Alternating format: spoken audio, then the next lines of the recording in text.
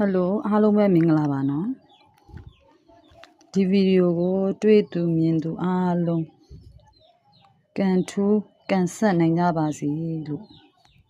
ဆုတောင်းပါတယ်မနေ့တုန်းက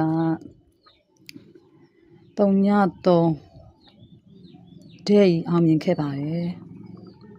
အားတို့အဖွဲ့ဝင်တွေကရပြီးတော့ YouTube မှာမတင်လိုက်ရတဲ့အတွက်ရမ်းစိတ်မကောင်းဖြစ်ရတယ်နော်အခုဒီနေ့ကတော့တင်ပြောင်းတင်မယ်လို့ဆုံးဖြတ်ပြီးမနေ့အားတင်ပြီးတော့နေမကောင်းတဲ့ကြားတွေကတင်ထားရတာပါ16ရက်12လ25နနက်ည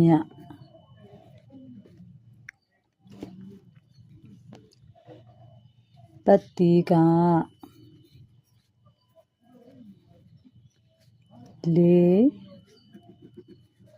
ကိုပတ်တီပါ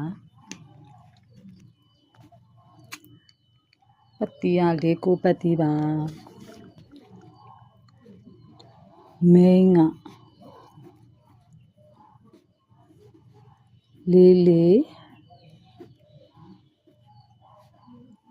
တချ39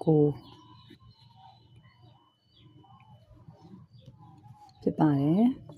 441639အကြိုက်ဆုံးကတော့44အကြိုက်ဆုံးကတော့44ပါ9ရက်သားသမီးများအားလုံး